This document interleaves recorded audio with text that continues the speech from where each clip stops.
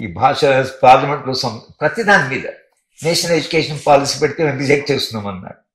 తెలంగాణకు ఆ అస్తిత్వం లేకుండా పోయింది. అంటే తమిళనాడులో ఉండే అస్తిత్వము, బెంగాల్లో ఉండే అస్తిత్వం, మా కల్చరు, మా హిస్టరీ, ఇవి తెలంగాణ దాని మీద పునర్నిర్మాణం జరగవలసింది.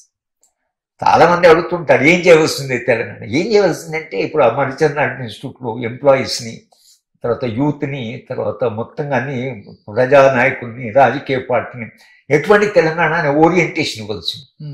అంటే మనం వస్తూనే ఒక రకమైన లక్ష్యాన్ని నిర్ణయించి మనందరం కలిసి తెలంగాణ నిర్మించుకుందాం అని అనవలసింది.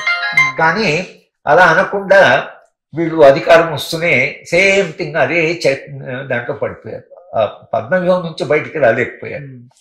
దాంట్లో భాగంగా తెలంగాణకు కల్చర్లో లేనట్టు అథారిటేరియన్ కల్చర్, తెలంగాణకు ప్రజాస్వామ్య కల్చర్ ఉంది.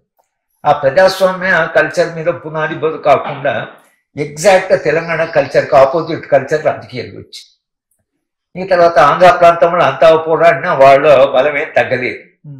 నా స్నేహితుడు ఒక ఆయనడు తెలంగాణ ఉద్యమ కాలంలోనే ఆయన నాకు మాట చెప్పాడు. నేను వాళ్ళ ఇంటికి పోతే ఏం తెలంగాణకు తెలంగాణ అంటున్నారు, మీ తెలంగాణ తెచ్చుకున్న తర్వాత ఒక 3 నెలల్లో మీ నాయకులంతా మా ఇళ్ళ చుట్టూ తిరుగుతారు.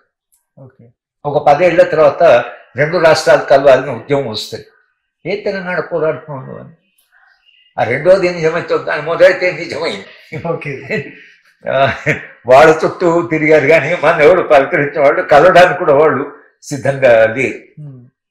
కనుక తెలంగాణ వచ్చింది కానీ ఎలాంటి తెలంగాణ అనేటువంటిది బలమైనటువంటి ఒక ఆలోచన తెలంగాణ లేకపోవడం వలన మన తెలంగాణ మనకు వచ్చిందనే సంతృప్తి మిగిలింది. కానీ తెలంగాణ వచ్చిన మరునాడే నాకు భయం వేసింది. ఎందుకంటే నేను ఈ అమరవీరులో స్థూపం వెళ్ళిపోతే చాలా మంది వచ్చారు అక్కడికి, తెలంగాణ డిక్లేర్ అయ్యింది. కాళ్ళు మొక్కారు, కళ్ళ నీళ్ళు పెట్టుకున్నారు, కౌగులించుకున్నారు. ఉద్విగ్న వాతావరణం ఉంది. అది చూసి భయం వేసింది. ఏంటి అసలు తెలంగాణ వస్తున్నాయి ఇంత ఎక్సైట్మెంటు.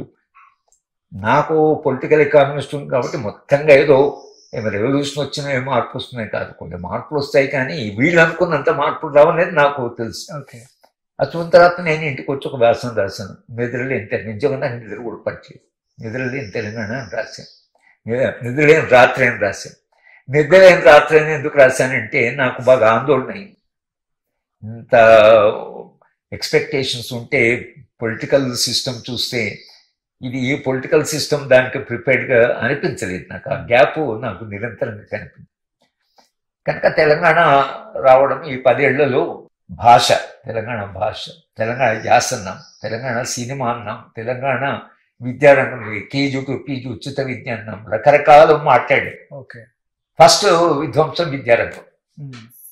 మొత్తంగా యూనివర్సిటీస్ని డబ్బులన్నీ ఆపేసి యూనివర్సిటీ అన్నీ కూలిపోయాయి. నేను ఉస్మాన్ యూనివర్సిటీకి వెళ్ళి మేము చదువుకున్న కాలంలో 150 జర్నల్స్ వచ్చాయి. మేము చదువుకున్న కాలం ఇప్పుడు 3 జర్నల్స్ వస్తాయి. అవి కూడా పనికిరాని జర్నల్స్ వస్తాయి. ఏమైంది అసలు? అప్పుడు అన్నీ ఇంత అభివృద్ధి లేదు కదా, అప్పుడు తెలంగాణలో ఇంత అభివృద్ధి లేదు కదా, ఇంత సంపద కూడా లేదు కదా. ఇంత సంపద పెరిగినాక ఉస్మాన్ యూనివర్సిటీ అట్లా ఎందుకు అయిపోయింది అసలు? రిక్రూట్మెంట్ చేయకపోవడం ఏంటి అసలు? ప్రొఫెసర్స్ లేకపోవడం ఏంటి? పరిశోధన చేయకపోవడం ఏంటి?